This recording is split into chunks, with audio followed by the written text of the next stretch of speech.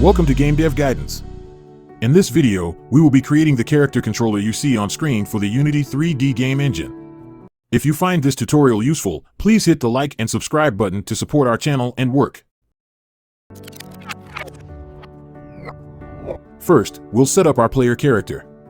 Start by creating a new capsule game object. Name it Player. Remove the Capsule Collider component from the player object. Then, add a character controller component to it. Create a script called Player Controller and attach it to the player game object.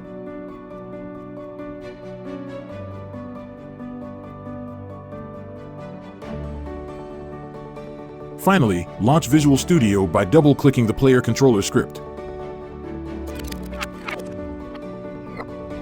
Inside the Player Controller script, begin by creating a private character controller variable. Name it Character Controller for the sake of consistency. Get a reference to it from the start method using getComponent.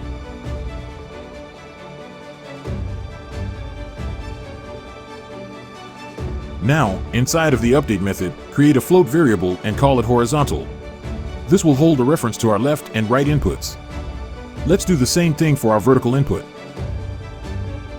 Next, create a vector3 variable called velocity and assign a new vector3 to it, passing in horizontal for the x-axis, 0 for the y-axis, and vertical for the z-axis. Call the character controller's move method and pass in the velocity variable. Make sure to multiply the velocity variable by time.delta time. This will ensure that the player's movement is frame rate independent.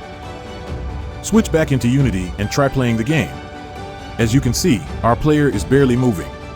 This is because we haven't set up a multiplier to move at an increased speed. Let's do that now. Create a new variable called movement speed and add serialize field to make it visible in the inspector. Multiply our velocity variable by our new movement speed variable. Save the script and give it another try. As you can see, the player is now moving at a much faster rate, which is awesome, but now we have to address another issue. If we press the W key and D key at the same time, our player is moving faster than our movement speed variable. This is a simple fix though, so don't worry. Head back into Visual Studio and append normalized onto our velocity vector. When normalizing a vector, it will keep the same direction but limit its length to 1. Now, no matter which direction our player is hitting, his speed will remain the same.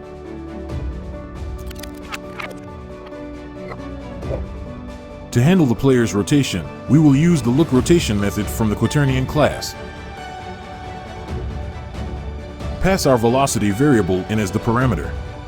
Save the script, then head back to Unity. To visualize the rotation, add a cube game object as a child of our player. Set the position of the cube to 0 on the x-axis, 0.5 on the y-axis, and 0.5 on the z-axis. Now set the scale of the cube to 0.8 on the x-axis, 0.2 on the y-axis, and 0.5 on the z-axis. We should now be able to see our player rotating based on our velocity vector. Nice! Notice how the rotation of the player snaps back to its forward state. Unless you have a specific use case for this, let's fix it. Back in Visual Studio, just below the horizontal and vertical variables, let's add another float. Call this one Move Amount. Since horizontal and vertical return a value between -1 and +1, we need to get the absolute values, then add them together. The move amount variable will always return 0 unless input from horizontal or vertical is received. In this example, we only want to rotate the player when in motion by checking if move amount is greater than 0. Move the rotation code inside the if conditional statement. Save the script and head back to Unity. Notice that when the player stops moving, the rotational value is unchanged. This is looking good, but there is one more thing we can do to make it look better.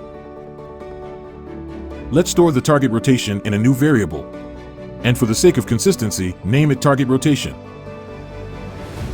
The Rotate Towards method from the Quaternion class will rotate an object from one angle towards another angle by an angular step. Remember to multiply the value by time.delta time. We are going to want a way to control our player's rotation speed. Initialize a serialized field of type float and name it rotation speed. Replace the hard-coded value with our rotation speed variable. Save the script, head back to Unity, and see how much better the player looks when changing directions. We can modify the movement and rotation speed variables from within the inspector to fine-tune our player precisely the way we want. Now your player moves and rotates smoothly at the speed you've set. That's it for this tutorial. If you found this helpful, please like and subscribe for more game dev guidance.